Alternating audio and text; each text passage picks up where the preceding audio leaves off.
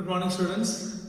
Welcome to history class of class 6. Today we are going to discuss a new chapter from history, new questions and ideas. Chapter 6, new questions and ideas. In this chapter we are going to deal about the two modern or two new ideas that came up with that period, that the Jainism and Buddhism.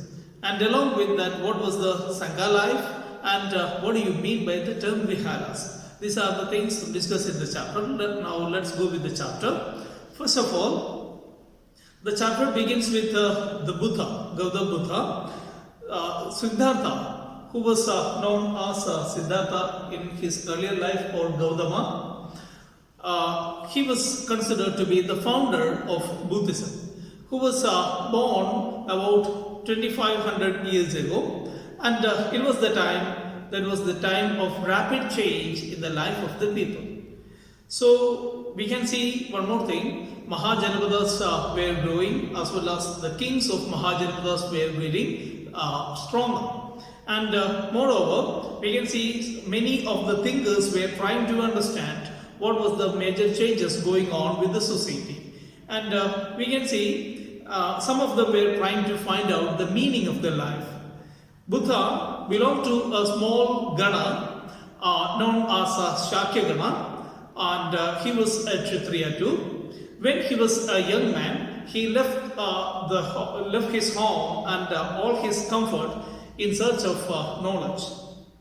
He wandered for several years, meeting and holding discussions with many thinkers and philosophers, and finally decided to find his own way and his own path of self-realization. He meditated for many days and many months under a peepal tree at Bodh Gaya in Bihar, and later on he found himself to be enlightened, or he attained enlightenment, and later on his name had been changed into Buddha, or the wise man. And later we can see he from Bodh Gaya, he started to move to a place near to Varanasi named Saranath. There he started his philosophical life, or teaching the people, and later by reaching then after we can see that he continued his journey, and finally reaching at Kushinara, he died there. The Buddha taught that life is full of suffering and unhappiness. The cause for this unhappiness is desires as well as wishes. So when we wish and we get something and we are not getting satisfied, this dissatisfaction, that causes our life full of suffering and misery. So this was described by Buddha as tanha, and taught that this constant craving, this constant desire can be removed through meditation. And he taught people to be kind and respect the life of others, and including the animals. So, and that's why he believed that the results of one's action, or that karma, or he believed in karma philosophy, that karma can be good or bad. Accordingly, he received in his later life. So the next life is dependent upon or based on the karma philosophy that is exactly followed in Hinduism. So there we can see Buddha taught that the language, taught in the language of Praga. So that's why most of the common people could understand it. And then the basic teaching comes from Upanishads. So around the time we can see, around the time of Buddha was preaching, many other thinkers tried to find the answers of some difficult questions. Some of them wanted to know about the life after the death, or what is the role of sacrifices in the real life, as well as many thinkers felt that they need to have a permanent solution for this type of questions. and what would be the life after the death. All these things were really, what we can say, made a turmoil in the life of the thinkers by the time. They had to think a lot about the different things. And then we can see, finally, some of them describe the two, the soulmates or the soul of human being can be in two forms, one as Atman and another as Brahman. Then Atman means individual soul and Brahman means the universal soul, the entire universal soul. So some of them believe that both of them are same. Atman as well as Brahman are not separate, they are same. So many of these ideas were recorded in Upanishads. So we can see later on that this Vedic part, this Upanishad was written by many people. The meaning of the word this Upanishad is approach and sit near. That is, the teachers would be teaching and the students would be sitting in front of them. From their mouth, from their conversation, the students have to learn and they have to preach and they have to keep in their mind. Some of the major Upanishad writers are also discussed in our days. That was mostly the writers were from men, especially Brahmins or Kshatriyas, or from the upper classes of the Indian society. And but exceptions can be seen, just like like a lady's name is mentioned over there, Gargi. And again, another one is from the upper caste. That we can see one exception is there, Satyagama Jabala. So he was named after his mother's name. Jabali was the name of his mother, and he was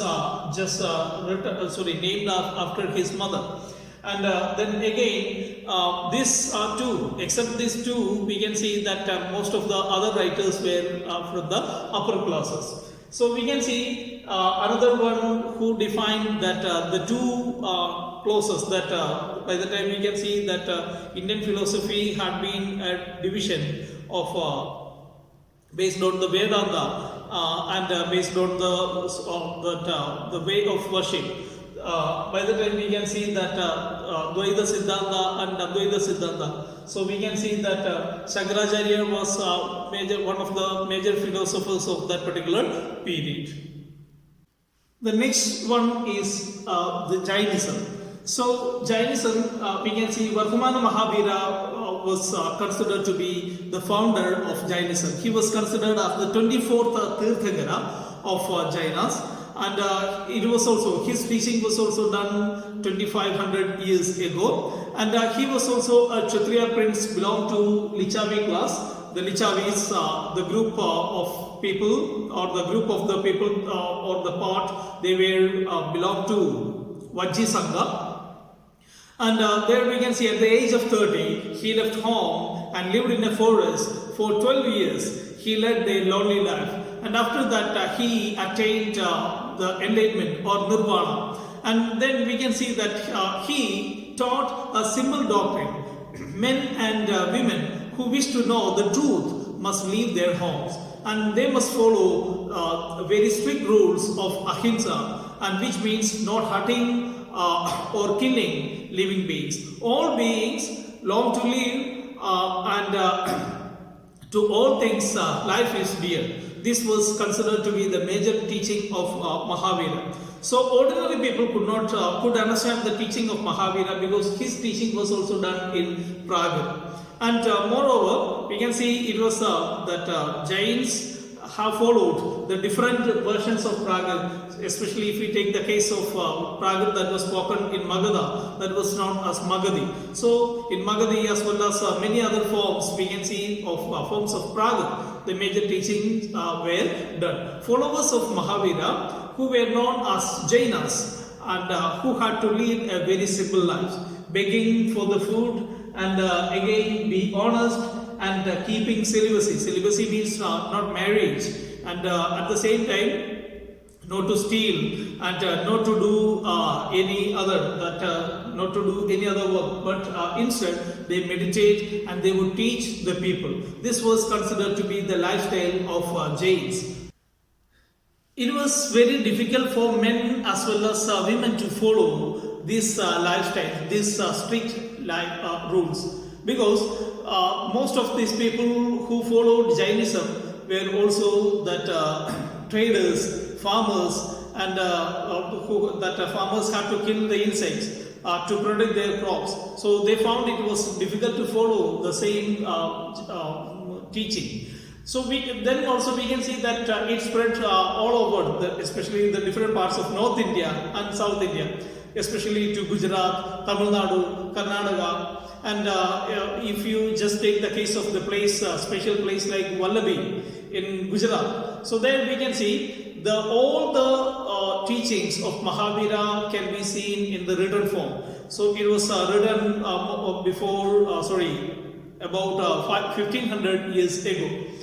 Then the next term is the Sangha period.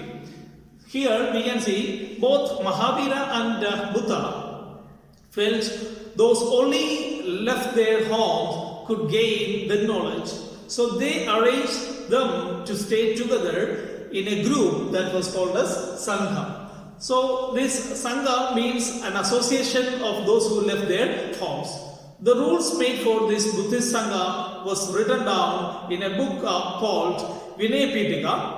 From this, we come to know that there were separate branches for men as well as women. All men could join the Sangha. However, the children had to take the permission of their parents, and the slaves had to take the permission from their masters. Those who worked for the king had to take the permission from the king, and the debtors had to take the permission from their creditors. After, or even wives have to take the permission from husbands. In the same form, after leaving all these things, they have to just join Sangha, and they meditated most of their time. And for the food, they had to go out to the cities or to the villages for a fixed time. That means in a daytime, the rest of the time most of the time they would be meditating. And after that, a while they were permitted to go out to ask for the food. So what they gain as the food, that they had to eat. And moreover, we can see that that's why these people were known as bhikkhus or even bhikkhunis. So this was the other type, because they begged for food. And those who joined Sangha included Brahmins, Kshatriyas, merchants, laborers, barbers, then courtesans and slaves. They were not class division. All were living together. And many of them wrote down the teachings of Buddha. And we can see some of them were written in the forms of poems too. The next term is monasteries. Then to begin with monasteries, if we take the case of both Jaina and Buddhist monks, went from place to place throughout the year, especially for teaching people. The only time they stayed in the place was during the rainy season. During monsoon, they could not go out because of it was difficult to travel. And then their supporters built some temporary shelters in the beginning, especially in the garden. Otherwise, they would live in natural caves.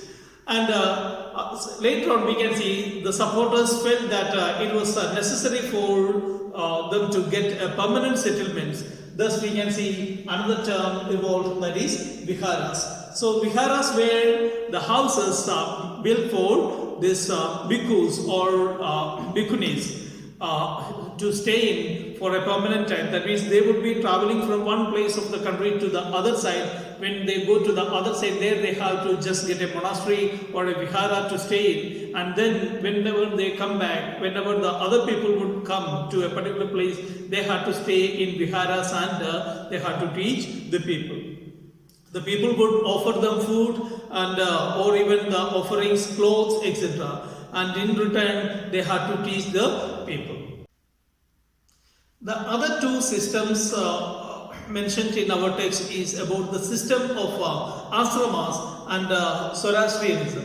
So around the time we can see Jainism and Buddhism was spreading or becoming popular, Brahmins developed a system of ashramas.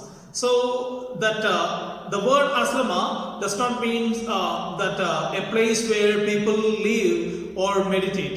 So it is used instead to say about the 4 stages of life. 4 stages or 4 ashrams were recognized as brahmacharya, that Brahman, Kshatriya and Vaishya men were expected to live a simple life and study the Vedas during the early years of their life. That was called as brahmacharya. Then they had to marry and live as household. This was called as grahastha. Grahastha or grahasthasrama. Then they had to live in the forest to meditate. This was called as vanaprastha. And finally, they had to give up everything and become sannyasis. This is the last or the 4th stages of life. Brahmacharya, grahastha, then vanaprastha and sannyasa.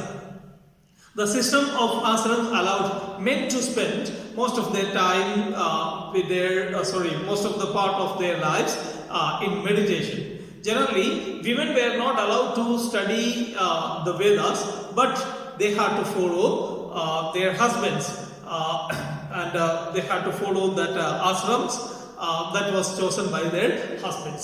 The next one is Zoroastrianism. So, if we take the case of Zoroaster, he was an Iranian prophet, and his teaching contained a book called as Avastha, Zen Avastha. So the language of Zen Avastha and the practices described in Avastha is given in Persian, and most of this teaching of Zoroastrian was based on the maxim that, or the major what we can say as the major teaching was good thoughts, good words and good deeds. So if you think good, then your words will be good and your deeds also will be good. So you need to think good, then act good. So this was the basic what you can say teaching of Zen Avastha. So here we can see for more than 1,000 years Zoroastrianism was considered to be the most popular religion in Iran. Later we can see these people, the group of people, those who are called as Zoroastrianism, by the spread of Islam there, they came to Afghanistan and India, and later on they settled down in India, especially the parts of Gujarat, Maharashtra and the coastal sides of the western India. This is the end of the chapter. Thank you for watching this video. I would like to wish you an amazing day. Thank you.